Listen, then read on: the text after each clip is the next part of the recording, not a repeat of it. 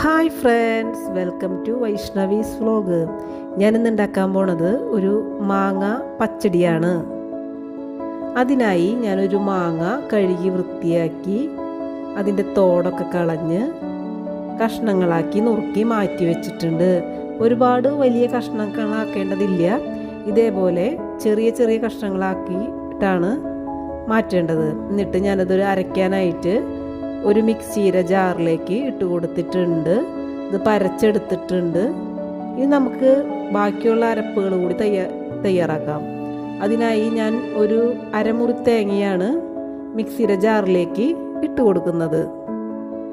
നമ്മുടെ വീട്ടിൽ വിശേഷ ദിവസങ്ങളിലൊക്കെ വന്നു കഴിഞ്ഞാൽ, ബർത്ത്ഡേ, ഓണം, വിഷു അങ്ങനെയുള്ള വിശേഷങ്ങൾ വന്നു കഴിഞ്ഞാൽ സദ്യയുടെ കൂടെ വിളമ്പാൻ പറ്റിയ നല്ലൊരു പച്ചടിയാണ് ഈ മാങ്ങ പച്ചടി. പുളിയൊക്കെ ഇഷ്ടപ്പെടുന്നവർക്ക് നന്നായിട്ട് ഇഷ്ടപ്പെടുന്ന ഒരു കറിയാണിത്. ഇനി ഇതിൻ്റെ കൂടെ ചേർക്കേണ്ടത് ഞാനൊരു 6 പച്ചമുളക് ഇതിലേക്ക് ഇട്ട് കൊടുക്കുന്നുണ്ട്. നമുക്ക് നമ്മുടെ എരിവിനാവശ്യമായി കുറയ്ക്കുകയും കൂട്ടുകയും ഒക്കെ ചെയ്യാം കേട്ടോ. പിന്നെ ഞാൻ ഇടാൻ പോണത് ഒരു 6-7 ചെറിയുള്ളി തോടൊക്കെ കളഞ്ഞ് കഴുകി വൃത്തിയാക്കി മാറ്റി വെച്ചിട്ടുണ്ടായിരുന്നു. ഇപ്പം ഞാൻ അതും കൂടി ഇട്ട് കൊടുക്കുന്നുണ്ട്. ഇനി നമ്മൾ ചേർക്കാൻ പോണത് നല്ല ജീരകമാണ്.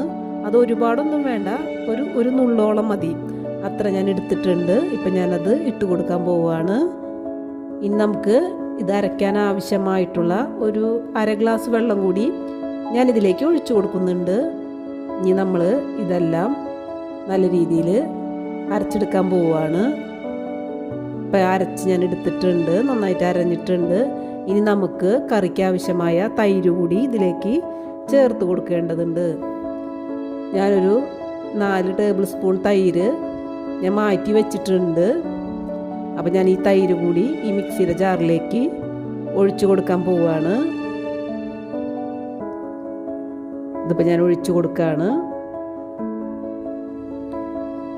ഇനി നമുക്ക് ഒരു കൂട്ടം കൂടെ ഇതിലേക്ക് ഇട്ട് കൊടുക്കേണ്ടതുള്ളൂ. ഒരു 1/4 ടീസ്പൂൺ കടുക് കൂടി നമ്മൾ ഇതിലേക്ക് ഇട്ട് കൊടുക്കുന്നുണ്ട്. അധികം ആവാൻ പാടില്ല, അപ്പം കടുകിൻ്റെ മണം നമുക്ക് ഇതാവും. 1/4 ടീസ്പൂൺ ഇട്ട് അരച്ച് മാറ്റി വെച്ചിട്ടുണ്ട്. ഇപ്പം ഞാനിത് മൂപ്പിച്ചെടുക്കാൻ വേണ്ടിയിട്ട് ഒരു കടായി അടപ്പത്തേക്ക് വെച്ചിട്ടുണ്ട്.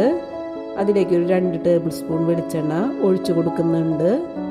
വെളിച്ചെണ്ണ ചൂടായി വന്നിട്ടുണ്ട്. അപ്പം ഞാൻ അതിലേക്ക് കടുകിട്ട് പൊട്ടിക്കുകയാണ്.